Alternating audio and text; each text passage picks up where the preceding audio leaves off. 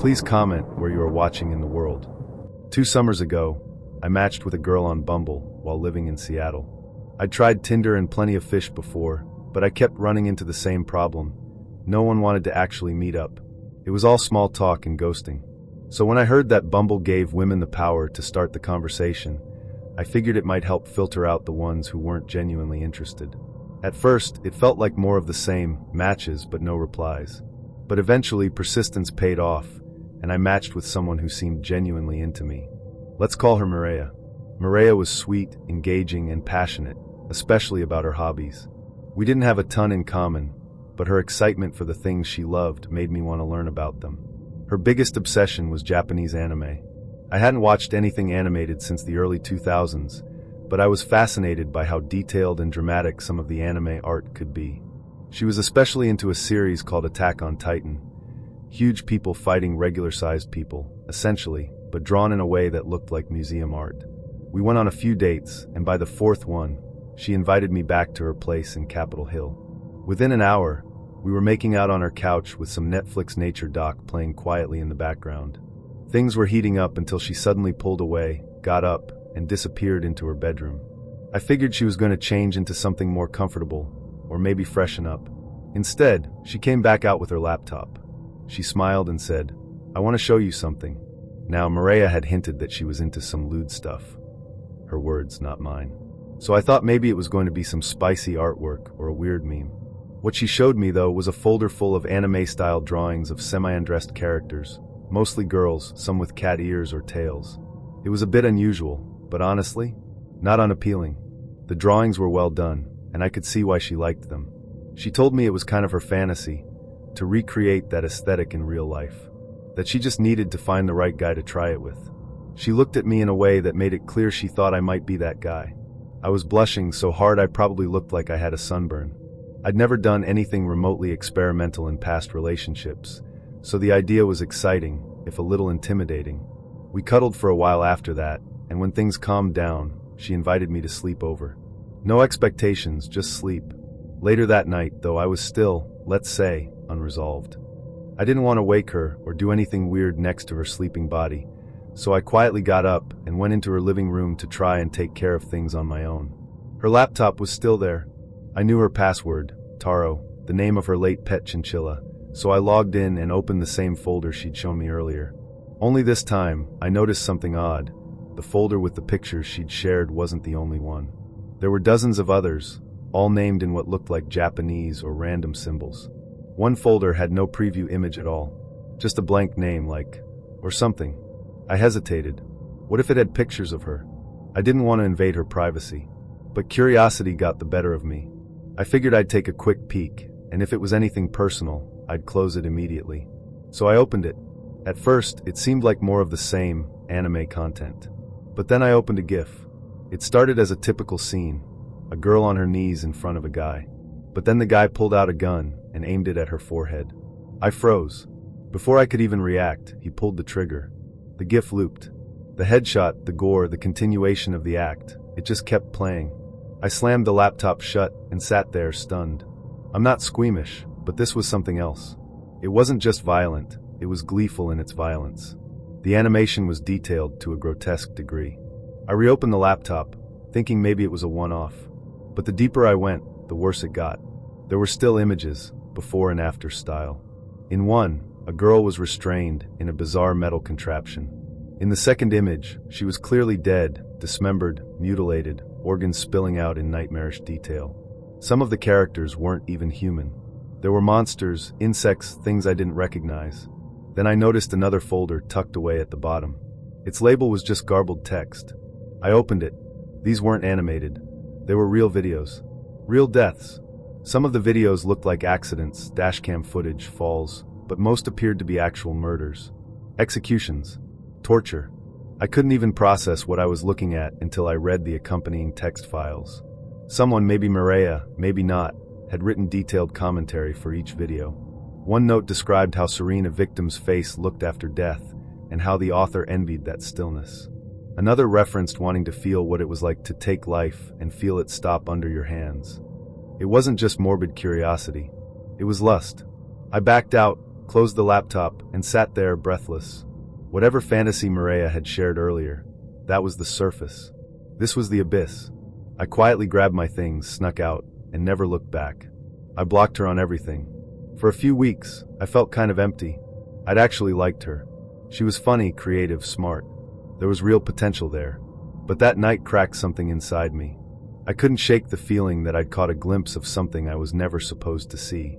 And the scariest part, I still don't know if she made that content or just consumed it. Either way, I couldn't stay. Have any of you given that Bumble app a go? I know it seems wildly counterintuitive to download an app where the girl has to make the first move, especially when that's not usually the case, but I can honestly say it's been worth it.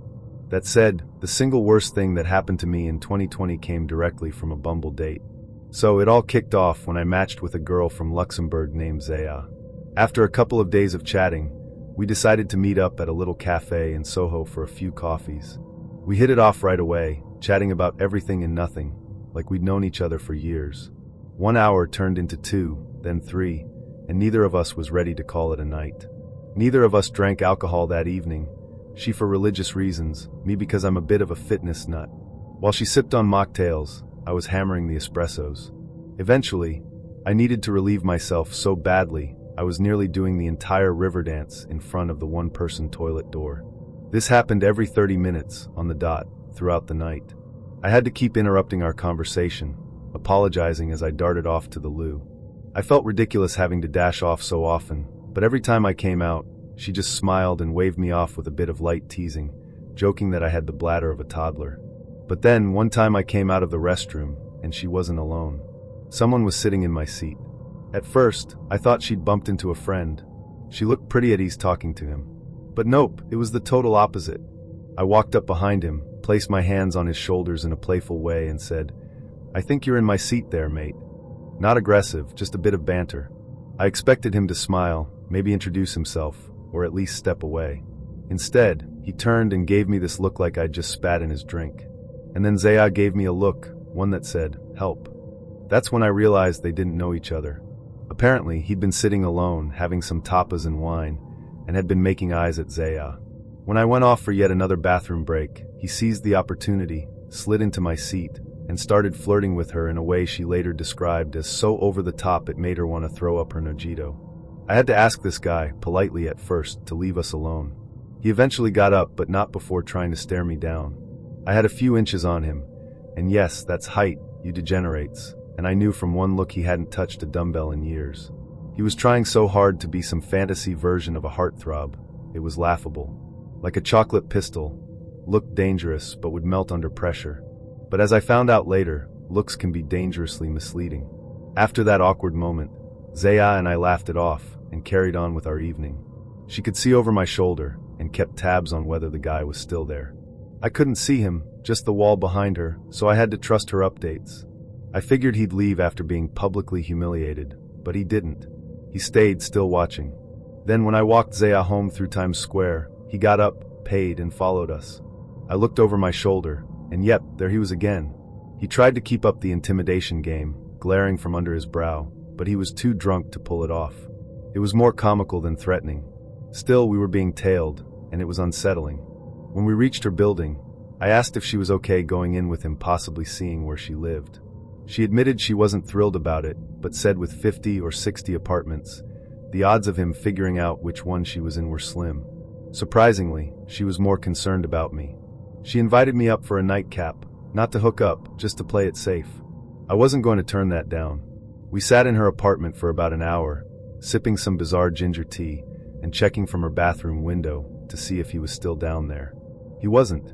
We assumed he'd finally gotten bored and left. We kissed goodnight, and I started my walk home feeling like I was floating. But then I thought, imagine if that freak is still following me. I glanced over my shoulder, and 50 or 60 meters back, there was a silhouette that looked a lot like him. I stopped and waited. He walked under a streetlight. It was him. "You've got to be kidding me," I muttered, loud enough for him to hear. He froze. I told him to back off, and that there'd be no problems if he just left me alone. Then I continued walking. Every now and then I glanced back. He was still there, still following, and slowly closing the distance. My apartment was the top 2 floors of a vintage brownstone in Harlem, and if he saw which door I went into, he'd know exactly where I lived. So I turned around, marched toward him, and gave him a piece of my mind, told him he was being a creep. It seemed to work. He turned and walked away. I checked again as I neared a small park just before my place. He was gone, or so I thought. Halfway through the park, everything went white. I felt my knees buckle like someone had flipped a switch in my brain. I don't know if I blacked out, but when I came to, there was searing pain in the back of my head. I'd been hit hard. At first, I thought I was being mugged. My instincts kicked in, and I tossed my wallet and phone toward the concrete. Then I heard him laugh. His voice confirmed it. "I thought you were going to kick my head in. Look at you now." Then whack. He kicked me so hard in the face, I thought I'd lose my eye. The force knocked me back, and my mouth filled with blood.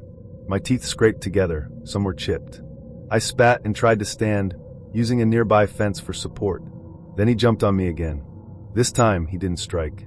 He held something sharp, maybe a knife, right to my eye and whispered the most vile, gloating things imaginable. He referenced Zaya. He was completely unhinged. Then, for some reason, he stopped. He said I was lucky he was letting me live. One more punch to the face, and he ran. I staggered to find my phone. It was smashed but still barely functional. I called 999 and collapsed on a park bench until help arrived. Aside from a concussion, chipped teeth, and a face that looked like I'd gone 10 rounds with a prizefighter, I was okay. The doctor said the first strike came from something like a brick, and that if it had landed slightly harder, I might not have survived. He got 6 years for assault and grievous bodily harm. Zaya and I dated for a few more months, but she had to move for work. The 4 dentist visits were miserable, and the court dates were worse. But the biggest takeaway?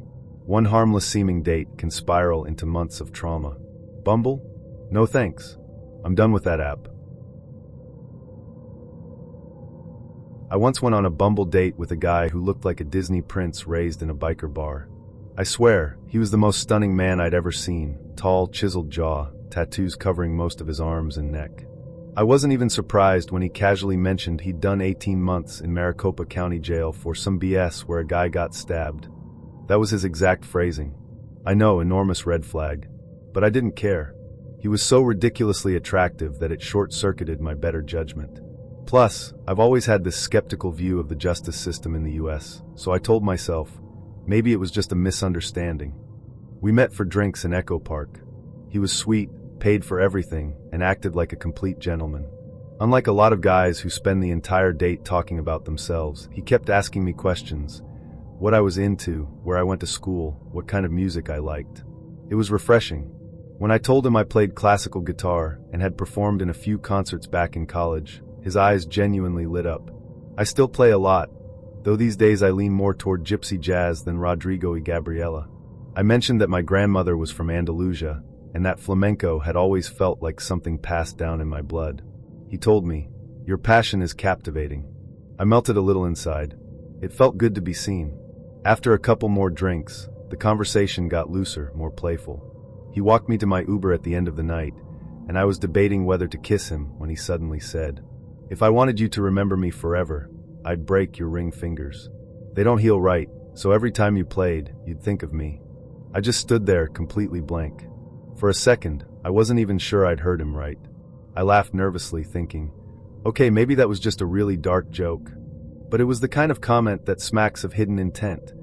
The way an ex once told me I had fat thighs, then tried to backtrack by saying he was joking. It had that same gross energy. I meant it, but now that you're visibly uncomfortable, I'll pretend I didn't. I told him I'd see him again, and I think I actually believed it at the moment. But over the next few days, after relaying the story to girlfriends and thinking it through, the red flags were blinding. I kept circling back to the fact that he had already been to jail, and not just that, but over a violent incident. I didn't block him or delete his contact. I just stopped responding, ghosted him basically, left him on read, and hoped that would be the end of it. Here's where it gets chilling. There's a Facebook group in Los Angeles where women share warnings about men who've acted violently or inappropriately on dates. It's not a witch hunt or anything. It's more like a community safety net. If someone gets harassed or assaulted, they post about it to alert others. Less than a week after my date with Tattoo Prince, a post starts trending in the group. That usually means something really bad has happened, or occasionally really good, like a known predator finally getting jailed. This time it was bad. Disturbingly bad. A girl had uploaded screenshots of a Tinder profile, along with a story about how the guy had gotten aggressive when she wouldn't go back to his place. He'd grabbed her wrist, said some truly disgusting things, and when she called him out, he hit her. In the face. It was him. The guy I'd gone on a date with. The guy who made that weird comment about breaking my fingers. My stomach flipped as I kept reading. Turns out he wasn't on probation for the stabbing incident. No, he was on probation for indecent assault. That was the real conviction. And that could have been me. That could have been me alone with him in some dimly lit parking lot, or in his apartment, or worse. After that, I started digging. Turns out a lot of court records in California become public after a certain period. I learned how to look up prior arrests, convictions, and even mugshots through county databases. It's not as hard as you might think. So here's my advice. If a guy casually mentions having run-ins with the cops, don't brush it off.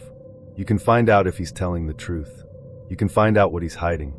I'm not saying every guy with a record is a monster, but you deserve to know what you're walking into. Ladies, trust your instincts.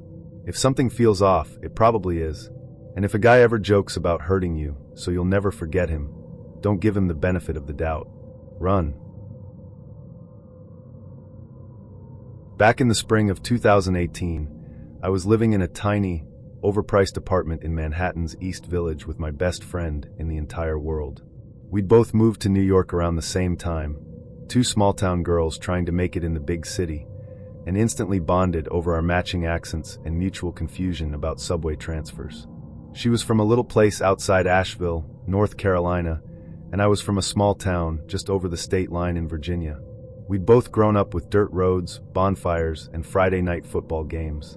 We had similar senses of humor, similar taste in music, and the kind of friendship that just clicked. But there was one major difference between us. She missed home. She missed her family, her friends, the quiet. Me? I didn't miss home one bit. My family was a mess, though it wasn't entirely their fault. We'd gone through something terrible when I was a kid, a trauma that left a permanent scar. The truth is, meeting her was a gift. But after a while, we both started to feel the absence of male attention, if you catch my drift. New York isn't exactly the kind of place where you can strike up a conversation with a stranger without risking winding up in someone's freezer. So we downloaded dating apps. I found Tinder and Hinge a little overwhelming, but my roommate had better luck with Bumble. She liked having the power to message first, and before long, she matched with a guy who seemed pretty ideal. He was handsome, well-read, and southern, just like us. He said he'd moved around a lot as a kid, and didn't really claim any one place as home. He sounded great, and after a few dates, she brought him back to our apartment. It was a Friday night, and I was lounging on the couch watching Stranger Things and devouring a bag of Milano cookies. She walked in with him, and we exchanged hellos. He was polite, charming, and a little quiet, but nothing out of the ordinary. Except something about him felt familiar. And now, I need to take a moment to explain why. When I was 6 years old, my 10-year-old brother, Emery, was murdered. His killer was someone we knew, a neighborhood kid who'd been over to our house more than once. His name was Dustin Ridge, and he had these deep, ink-black eyes that I used to think were cool, like the kind you'd see on a cartoon vampire. After Emery died, my parents sent me to stay with my grandparents for a few days. When they finally picked me up, they told me Emery had gone to live with Grandma in heaven. At the time, I didn't fully understand what that meant. I was sad, but death was still abstract, like a long trip someone might return from. That changed once I got older and started learning just how horrific Emery's death really was. Dustin had confessed to everything. He and Emery had been playing near the train tracks by our old elementary school when he picked up a heavy iron object, a discarded rail joint plate, and for reasons he could never clearly explain, used it to strike Emery in the back of the head. Then, in a cold, calculated panic, he kept going. He thought he'd get in trouble, so he hid the evidence. But what he did next was straight out of a horror film. The police later discovered Emery's body had been mutilated, his eyes removed, fingers broken, and worse. Much worse. Some of the details I only learned through whispered rumors. Others were confirmed in court documents I found online when I was older. My family never really talked about what happened after the trial. They just fell apart. Dustin was sent to juvenile detention in another state. Because he was so young, the court granted him a new identity when he turned 18. A fresh start, supposedly. But those eyes? I never forgot them. They haunted my dreams for years. They'd show up in nightmares, floating black orbs, always watching. I used to imagine he'd come for me next. He got one sibling, and now he was coming for the other. Which brings us back to that Friday night. As we chatted in the living room, something about my roommate's Bumble date kept tugging at me. It was the eyes, his mannerisms, the way he seemed to shrink a little when asked about his childhood. Then I mentioned I was from rural Virginia. He froze. It wasn't obvious, just a slight change in his expression. But to me, it was like a window swinging open. Torrance, I blurted out. That had been Dustin's middle name. I don't know why I said it, but it slipped out before I could stop myself. His eyes, those eyes locked onto mine. It was him. He stood up abruptly. I should go, he said, avoiding eye contact. My roommate was totally confused. Wait, what's going on? Who's Torrance? I followed him to the door, heart pounding, and whispered, "Don't come back." Then I collapsed onto the floor. Later, I told my roommate everything. I had to. It was the only way she would understand why I'd reacted the way I did. I explained who Dustin, now going by another name, really was. What he'd done to my brother. What he'd taken from my family. She was horrified, but she believed me.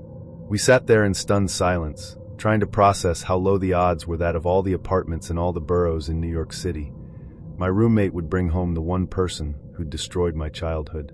It felt like the universe had twisted itself into a cruel joke. She never saw him again, of course, and as disturbing as that night was, it brought us even closer. She helped me feel safe again. She reminded me that even when the past comes knocking, I'm not alone anymore. So here's the moral. You never truly know who you're meeting on an app. They could be anyone. They could be charming, smooth, attractive, and still have blood on their hands. Literal blood.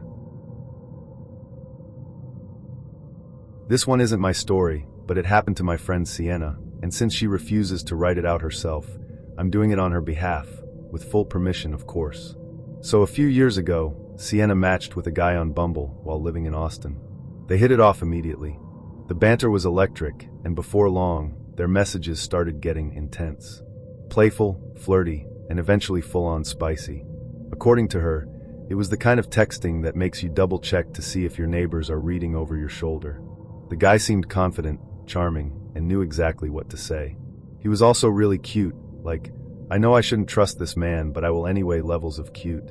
So after a few days of this steamy back and forth, they made plans to meet up for dinner downtown. Here's where it starts to go off the rails. When they actually met in person, he was different. He still looked exactly like his photos, same tousled hair, same deep-set eyes, but he was awkward. Quiet, shy in a way that didn't match the bold, borderline NSFW conversations they'd been having. Now, people can be different online, especially introverts. Some folks are just more comfortable behind a screen.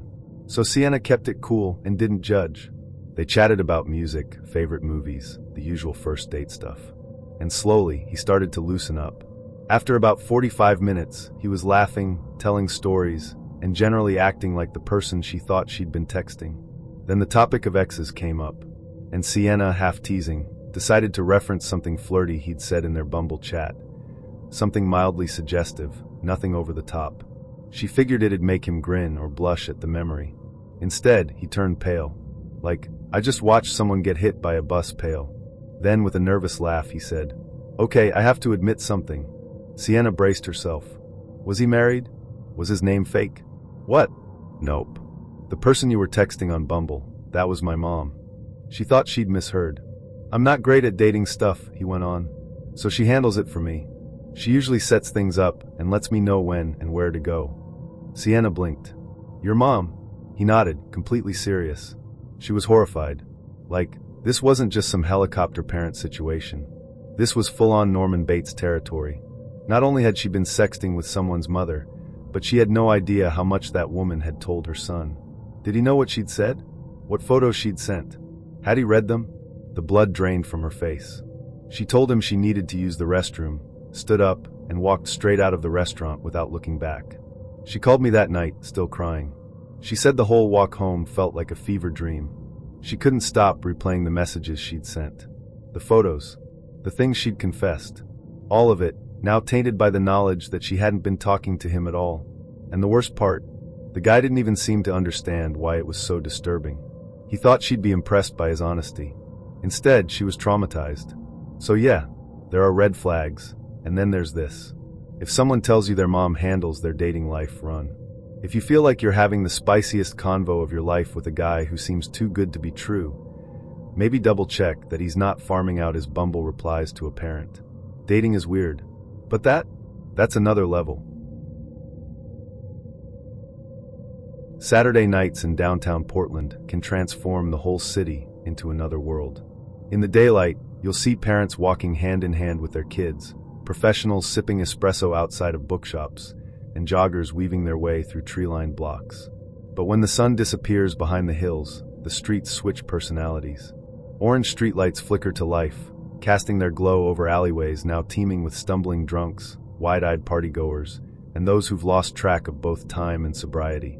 I hadn't planned on going out that night, but it was my friend Marcus's 21st birthday, kind of a rite of passage, so I figured I'd show up for a couple of drinks and ditch before things got too wild. I wasn't exactly thrilled about it, but I didn't want to come off like a total killjoy. Honestly, it wasn't so bad once we got going. The first few beers helped, and there was something oddly exciting about using our Real IDs instead of nervously flashing the janky fake ones we'd gotten from a guy who ran a vape shop. Plus, the bar was packed with people who looked like they'd stepped off the set of a fashion shoot.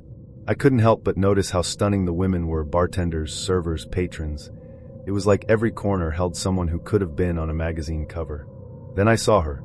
She was alone on the dance floor, moving like the music had taken over her soul. Short black dress, pastel pink pixie cut, and a rhythm that was magnetic. She looked like she didn't need anyone's attention, which only made her more captivating. I knew it was impolite to stare, but my eyes betrayed me. I was locked in. Of course, my friends noticed. They started ribbing me, giving me grief for not making a move. "Bro, she's literally at the bar now. This is your shot." Marcus shoved me forward so hard I nearly spilled my drink. I decided I'd rather risk rejection than spend the rest of the night being mocked. I took one last swig of beer, ran a hand through my hair, and casually slid next to her at the bar. I started with a throwaway line about the bartender being MIA and how I was dying of thirst. She laughed. Pale blue eyes, barely taller than 5 feet. She introduced herself as Lila. I offered her a drink, and she said yes. She told me she was waiting on friends who were fashionably late, and I told her it looked like she didn't need anyone else to have a good time. Our conversation flowed surprisingly well, flirty, light, and easy. When a new track started pumping through the speakers, Lila's eyes lit up. "This is my jam," she shouted, grabbing my wrist and pulling me back toward the dance floor. We danced. We drank. We danced some more. I forgot all about Marcus's birthday until I caught him giving me a thumbs up from across the club. That was all I needed to really let go. By midnight, Lila and I were pressed into a shadowy booth, kissing like we were the only people in the world. She pulled out her phone and ordered a rideshare to her apartment. I didn't hesitate. It felt surreal. Me, the guy who usually stayed home playing video games, living out some kind of fantasy. We laughed. We stumbled. We shed our clothes without much ceremony. Her sheets were soft, her perfume lingered in the air, and for that brief moment, I felt like I was exactly where I was supposed to be. We passed out tangled together, lips still tasting faintly of vodka and lime. The next morning, I woke up to silence, and a hangover that felt like my skull was caught in a vice. I blinked blearily, searching for Lila. But the bed was empty. No note, no text, nothing. Then I heard the jingle of keys in the front door. I smiled, figuring she was back from grabbing coffee or something. But the voice that came next wasn't hers. It was a man's voice, deep, loud, and angry. He shouted her name like he owned the place. My stomach turned to stone. I bolted upright, heart pounding, and frantically started pulling on my clothes. This was bad. Very bad. The guy was coming home expecting to see his girlfriend, or wife, and instead he was about to find me, a half-naked stranger in her bed. There was only one place to hide, the closet. I squeezed in, trying to quiet the sound of my own breathing. Through the slats in the door, I saw him stomp into the bedroom. He was massive, covered in tattoos. Built like someone who didn't just lift weights, he destroyed them. That was terrifying enough, but then I noticed the garments hanging next to me. Military uniforms. Old ones. Some had epaulets with symbols I didn't recognize. But one stood out, a red armband with a black swastika inside a white circle. It hit me like a punch to the chest. I reached for my neck. My gold necklace, my great-grandfather's necklace, wasn't there. The Star of David. I'd taken it off before bed, and now it was sitting right there on the nightstand. Panic surged. I watched as the man scanned the room, his eyes narrowing. He could sense something was off. I couldn't breathe. I bit down on my lip, hard, to stop myself from making a sound. Suddenly, he called out for Lila again and left the room. I took my chance. Shaking, I dashed out of the closet, snatched the necklace, and ran to the window. 3rd floor. I had 2 options: break my leg or get murdered by a neo-Nazi. I chose the leg. I jumped. By some miracle, or because it was trash pickup day and there were piles of black bags below, I survived with a few scrapes and bruises. Weeks later, in one of my college lit classes, we were discussing the Odyssey. Our professor described how the sirens lured sailors to their deaths with beauty and song. I thought of Lila, and I understood completely. I've never claimed to be a good person. If anything, I pride myself on my ability to take advantage of others. The way I see it, the whole system is built on manipulation, people using each other to get ahead. So why should I pretend to be any different? I've made thousands scamming desperate strangers out of their money, men and women alike, starved for attention and love, clinging to the idea that someone out there might actually care about them. They never see it coming. They never question the photos, the messages, the sob stories. They just open their wallets and send their savings hurtling across the digital void. I'm a catfish. And this is how I almost died because of it. It always starts the same way. I create a fake profile, usually on Instagram or Facebook. The photos are crucial. Pretty, but not overly glamorous. Girl next door types with relatable smiles, and just enough mystery to make someone wonder what else they're hiding. I usually find a real profile to lift from, then block the original person so they can't report me. Once the profile's set, it's time to find the marks. Not just one, mind you. I work 5 or 6 at a time. That way, even if only a few pay out, it's still worth the effort. The ideal target isn't too smart, they'll see through the act. But not too clueless either. They can barely work out how to use PayPal. I look for people who are lonely, who post about their bad luck in love, who seem hungry for connection. It's not hard to spot them. Of course, I made a mistake. A big one. His name wasn't really Theo, but that's what we'll call him. Theo stood out from the start. He didn't seem rich, and he wasn't particularly desperate, but he was responsive, attentive, and quick to believe whatever I told him. I spun the usual web: rent due, Christmas coming up, family in trouble, and to my surprise, he didn't hesitate. He sent me $5,000. No questions, no strings, just a note that read, "Hope this helps." I was stunned. I'd never seen that kind of payout in one go. I wrote back with a full emotional thank you message, dripping with gratitude and promises to meet up soon. Naturally, I was curious. Who is this guy? What did he do? He said he worked in IT, that he sold things online. I didn't ask for details. I didn't care. As long as the money came through, I was happy. But when I tried to cut him off, things got weird. I deleted the fake profile, thinking that was the end of it. But a week later, I got a message from an unknown sender. No name, no number, just a photo of a handwritten note. "I know it was you." My stomach dropped. I played dumb. Sent back a casual, "Who is this?" The reply came instantly. "Front door." I froze. I ran downstairs, heart pounding. The street was empty. But right there on my doorstep were 2 hunks of raw meat, bloody, glistening, and horrifying. It wasn't until I looked closer that I realized what I was seeing. A heart. I couldn't tell if it was from a pig or something else, but it didn't matter. Someone had left it there. For me. I kicked the mess aside and went back upstairs, trying to convince myself it was a prank. Maybe one of my friends who knew about the scams was messing with me. I tried to shake it off. That's when my computer acted up. My mouse started moving on its own. I watched in disbelief as the pointer navigated to a blank Word document. Then, slowly, letters appeared on the screen. "I know what you did. You're going to pay." No one else was in the room. Someone had taken remote control of my computer. The screen blinked and a browser opened.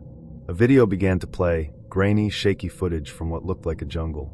A man was kneeling in the dirt, hands tied, while 3 others circled him, speaking quietly in Spanish.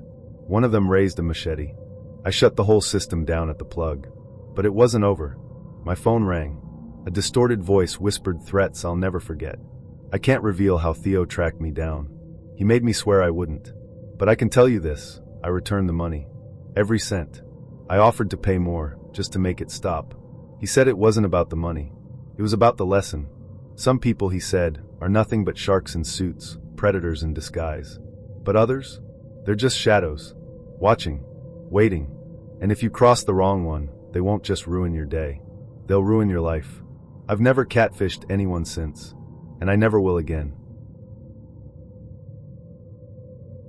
I grew up in a town called Green Ridge, tucked away in northern Minnesota. It was the kind of place where people leave their doors unlocked and wave at strangers. Nothing too exciting ever happened there, but it was safe, consistent, predictable. I used to think that was a good thing. Then I met Aiden. He came from 2 towns over, and we met through friends at a summer concert in Duluth. He was tall, with a permanent 5 o'clock shadow and eyes that seemed to hold a storm behind them. A little aloof, a little intense, exactly the kind of guy I'd always imagined falling for. He wasn't like the boys at my high school, who only cared about trucks and beer. Aiden had this mysterious energy, like he was always thinking about something deeper. At first, everything was perfect. He'd drive over on weekends, pick me up in his old Jeep, and take me out to the movies, to diners, to the edge of the lake where we'd sit and talk under the stars. He always paid, always opened doors. I thought he was a romantic. My friends teased me about how smitten I was, and I didn't even try to deny it. But things started to shift. He began texting me constantly, morning, noon, and night. At first, I thought it was sweet, but then the messages became more explicit. Not playful or flirtatious, but graphic. Uncomfortable. When I finally asked him to tone it down, he apologized and said he didn't mean to upset me. He said he just thought I was too beautiful not to imagine. I wanted to believe him. I wanted to believe he meant well. Eventually, I felt ready to take the next step. I was 18, still a virgin, and while I was nervous, I trusted him. We talked about renting a cabin for a weekend, just the 2 of us. He was thrilled. But that's when the fantasies he shared began to get strange. He talked about control, about tying me up, about training me. At first I thought it was just role play, a kink I didn't fully understand. But the more he shared, the more disturbed I became. He wasn't just into the idea of dominance. He was obsessed with it. It felt like he didn't see me as a person, just something he could mold. When I told him I wasn't comfortable with it, he flipped. He called me cold, accused me of misleading him, said I was too boring to ever satisfy someone like him. The venom in his words shocked me. It was like someone had ripped off the mask of the guy I thought I knew. We didn't speak for days after that. I figured we were done, and honestly, I was relieved. I started to process what had happened, how close I'd come to giving myself to someone who didn't respect me. Then one Saturday morning, I saw him downtown. He was with another girl, holding her hand. I froze. All the hurt, the confusion, the anger, it all surged up at once. I confronted him right there on the sidewalk. I yelled. I cried. I didn't even care who was watching. He denied everything, twisted my words, made me out to be the crazy one. The new girl just stared at us, caught in the crossfire. I stormed away, heart pounding, tears blurring my vision. I deleted his number, blocked him on every app, and swore I'd put him behind me. But then I saw the news. A week later, local channels were flooded with stories about a missing girl, Maddie Jensen. Her photo was everywhere. I recognized her instantly. She was Aiden's younger stepsister. We'd met a few times. She was bright, kind, and so full of life. I couldn't believe it. My stomach twisted when they said Aiden had been arrested. It turned out that he and his new girlfriend had lured Maddie away under the pretense of hanging out.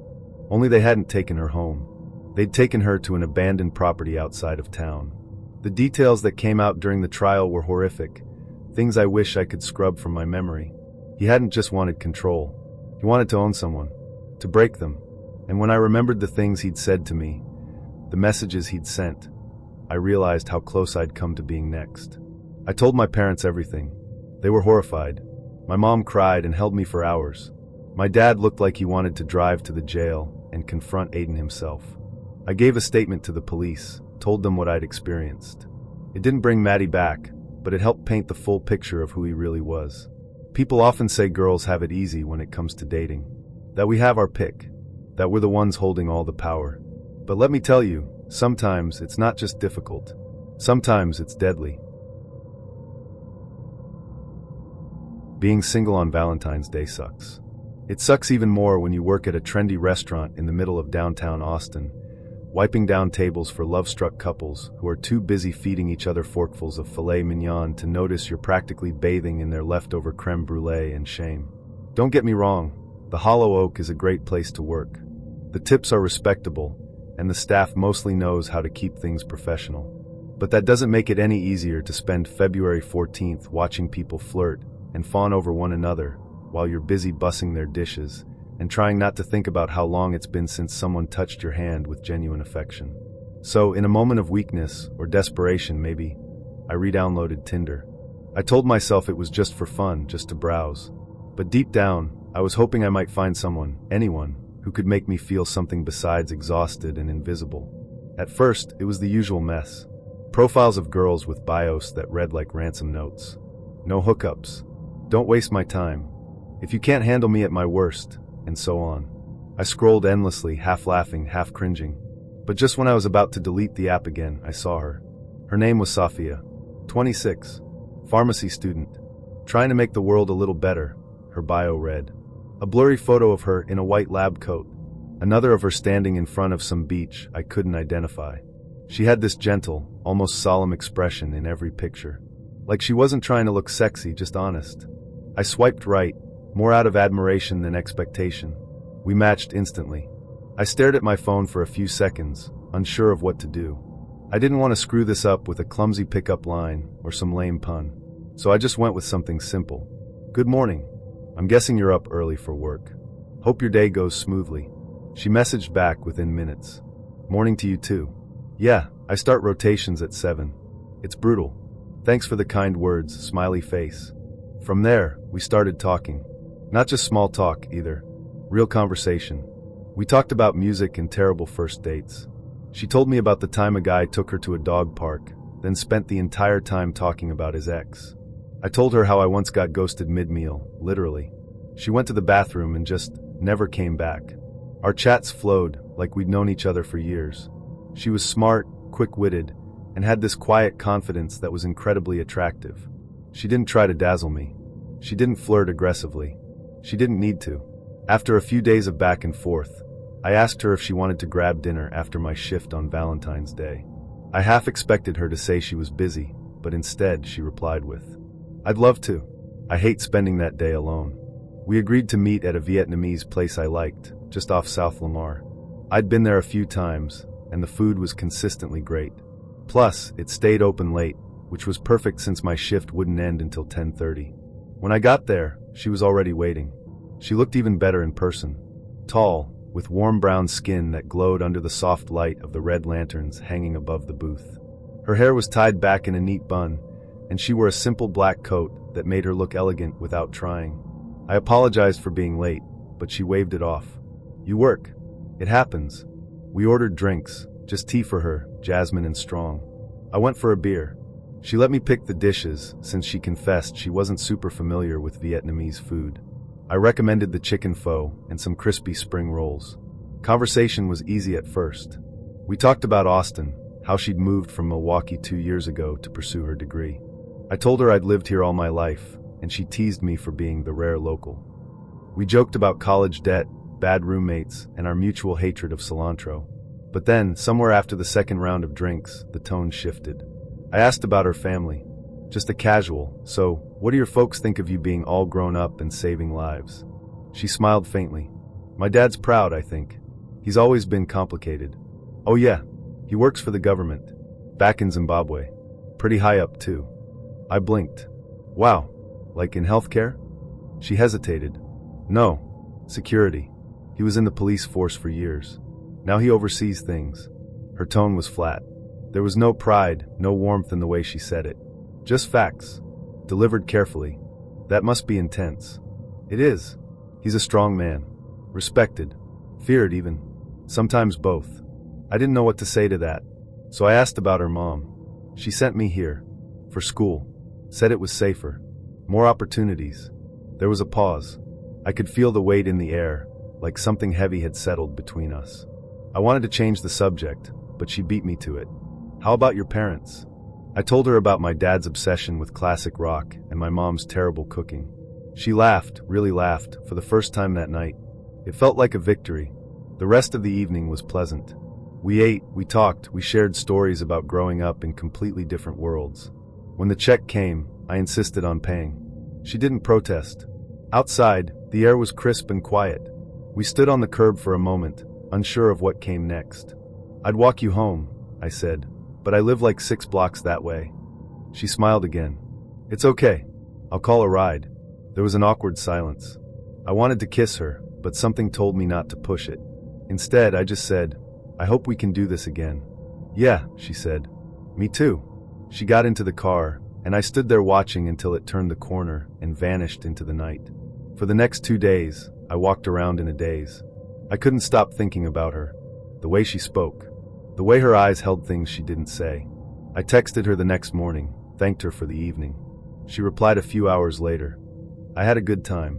Let's talk soon." But then nothing. No messages. No replies. Just silence. I didn't want to come off as clingy, so I waited. Told myself she was busy. Exams maybe. Work. Life. But after a week, I cracked. I sent one more message. A long one. I said I wasn't trying to bother her, but I just wanted to know if she was okay. That if she didn't want to see me again, that was fine. I just didn't like the not knowing. The reply came almost immediately, but it wasn't from her number. It just said, "Don't contact her again. Forget Safia." My stomach dropped. I stared at the screen, trying to make sense of it. I typed back, "Who is this?" Another message. This one was just my address. Street name. Apartment number. Zip code. I felt my blood turn to ice. I jumped up, ran to the window, and scanned the street. Nothing. Just the usual cars. The faint hum of streetlights buzzing. The message had come from a blocked number. I couldn't trace it. I couldn't report it. It was like someone had slipped into my world, left a note on my pillow, and vanished again. I didn't sleep that night. I didn't sleep the night after that either. I was too afraid to. Eventually, I convinced myself it had to be some ex of hers. Someone jealous. Possessive. Maybe she'd made the mistake of using Tinder while still technically in a relationship. I'd heard of that happening. I told myself I wasn't in danger, but I couldn't shake the feeling that I'd been watched. That someone knew more about me than they should. A month passed. Life moved on. I deleted Tinder. Went back to work. Tried to forget. Until last week. I don't know what made me do it. Maybe I was just curious. Maybe I wanted closure. But I Googled her name, just to see if I could find her on social media. There was nothing. No Instagram. No Facebook. No Twitter. No LinkedIn. It was like she'd never existed. Except, I did find something. A news article. Foreign. Buried deep on the 3rd or 4th page of search results. It was about a recent political shift in Zimbabwe. A new president had seized power in a bloodless coup. The article described how he'd installed his children into key positions of power within the country's intelligence and security departments. One of the names was familiar. Too familiar. The article went on to describe how political dissidents were being tortured, how prisoners were subjected to extreme interrogation methods involving powerful psychoactive drugs, isolation cells, and shock therapy. I felt my throat tighten as I read. The man's nickname, translated roughly, was the surgeon. I shut my laptop and sat there in silence. Her words came back to me. My dad's respected. Feared. He oversees things. He's a strong man. I thought of her eyes. Dark, unreadable. The way she smiled without showing her teeth. The way she never told me where she lived. The way she vanished. I took my phone. Pulled out the SIM card. Flushed it. I walked down to the river near my apartment and tossed the phone into the water. Dating in your 30s is like shopping at a thrift store after a clearance sale. Everything that's left is either broken, weirdly shaped, or hiding some kind of defect you won't notice until it's too late. So when I joined a dating site that promised to match mature singles with unique interests, I wasn't expecting much. I'd been out of college for over a decade, working a pretty dull job managing a warehouse in the outskirts of Cincinnati. I wasn't a bar guy. I wasn't into apps where people matched based on shirtless selfies and dog filters. I wanted something with substance, or at least someone who could hold a conversation without trying to sell me essential oils or pitch an NFT. Her name was Violet. She messaged me first. That should have been the first red flag. Her profile was sparse, just a few pictures and a bio that read, "Looking for someone who appreciates the strange and beautiful." I clicked through her photos. One of her in what looked like a vintage field coat, standing in the middle of an overgrown garden. Another, black and white, her face half covered by her bangs, lips painted a dark plum. She looked like she'd stepped out of a 1970s art house film. She wasn't conventionally attractive, but there was something about her that pulled me in. A kind of stillness in her expression. A deliberate quietness, like she was waiting for you to ask the right question. We messaged back and forth a few times. It was slow at first, 1 or 2 exchanges a day. She didn't use emojis. She typed in full sentences. She asked thoughtful questions. She had this old-fashioned way of speaking, like someone who read a lot of classic literature but didn't brag about it. I found it refreshing. Eventually, we agreed to meet for drinks at a place she suggested, a dive bar called the Velvet Antler, tucked inside a crumbling building off the highway. It was the kind of spot you'd miss if you blinked. The inside was dimly lit, with cracked leather booths and walls plastered with faded deer heads and torn concert posters. There were no TVs, no music, just the clink of glasses and low murmurs from the few regulars hunched over the bar. I arrived 5 minutes early. She was 15 minutes late. When she finally walked in, every head in the bar turned. Not because she was stunning, but because she didn't belong. She wore a long navy blue coat with brass buttons, her black boots clicking softly on the cracked linoleum. Her bangs were perfectly trimmed, her eyes a sharp, unnatural green. She looked like a ghost who'd dressed up as a librarian. "Sorry I'm late," she said, her voice low and smooth like velvet soaked in smoke. "The cab took a wrong turn." "No worries," I said. "I was starting to think you'd ghosted me." "Ghosts don't make reservations," she replied with a smile that didn't quite reach her eyes. We sat in a booth near the back. I ordered a beer. She requested a glass of red wine, and the bartender gave her a look like she'd asked for unicorn blood. We talked. Or rather, I talked. She asked questions, nodded, sipped her wine slowly, and listened with that same unreadable expression. I told her about my job. She said she worked part-time at a museum archive, but didn't elaborate. I told her about my dog, Charlie. She said she preferred cats, but had none. I asked her about her favorite authors, and she listed names I didn't recognize, obscure Eastern European writers known for exploring the absurdity of mortality. The smell hit me halfway through my drink. It was subtle at first, something sour, metallic, like spoiled meat left in the sun. I wrinkled my nose and glanced around. The bar was old, sure, but that smell wasn't just mildew or stale beer. It was sharper, riper. "Do you smell that?" I asked, trying to be casual. She looked at me blankly. "Smell what?" I dropped the subject. Maybe it was the plumbing, or maybe the guy 2 booths over had spilled something in his lap. Still, I was eager to move on. "I know a French place not far from here," I said. "Bit more upscale. Great food. Want to check it out?" She hesitated. "Do they serve offal?" I blinked. "What?" "Organ meats," she said. "Liver, heart. Things with flavor." That should have been warning sign number 2. But I was already invested. She was weird, but weird in a way that made you want to see what happened next. We took a cab to Brasserie du Loup, a dimly lit French restaurant tucked into the corner of a historic downtown block.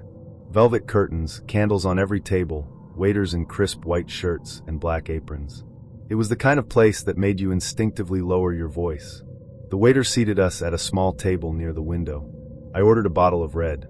Violet studied the menu with a strange intensity, her eyes flicking from one dish to the next like she was reading a spell book. When the waiter returned, she tapped the menu delicately. "I'll have the foie de veau lyonnaise," she said, her tone almost reverent. "But tell the chef not to cook the liver." The waiter froze. "You want the veal liver, raw?" "Yes," she said. "No flame. No sear. Just sliced. Room temperature is fine." He glanced at me. I shrugged, trying not to look alarmed. I'm not hungry," I added quickly. "Just the wine for me." The waiter left, looking visibly disturbed. I wanted to say something. Ask her what the hell that was about. But she just stared at me, her eyes wide and unblinking. "I don't eat things that are dead on the inside," she said softly. "What does that mean?" I asked. "Some food is lifeless. Sterile. Cooked until it loses its essence. And raw meat doesn't?" She shook her head. "Raw meat is still honest. You can taste the truth in it." I laughed nervously. "That's one way to put it." Her meal arrived 20 minutes later. The waiter placed the plate in front of her with visible reluctance. Thin, bloody slices of veal liver glistened under the flicker of candlelight. The smell was worse now, iron-rich, pungent, and cloying. She didn't use utensils. She picked up each slice with her fingers, lifting it delicately to her lips and biting into it with slow, deliberate movements. Blood smeared the corners of her mouth. She chewed with her eyes closed, like she was savoring a memory. Around us, other diners were starting to notice. I could feel their stares. One couple looked absolutely horrified. I wanted to crawl under the table. "I should go," I said, standing up. She looked up, tilting her head. "Why?" "I've got an early shift. At work." "You work nights?" "Sometimes." She nodded, licking her fingers. "That's a shame. I was hoping you'd come back to my apartment. I have something I want to show you." She said it like she was inviting me to a funeral. "I'll have to take a rain check," I said, forcing a smile. "But thanks for dinner." I left cash on the table and practically bolted out the door. Outside, I took a few deep breaths, trying to shake off the nausea. I caught a cab and told the driver to take me home. I didn't look back, but she wasn't done with me. Over the next week, I started seeing signs. A raw chicken liver left on the hood of my car.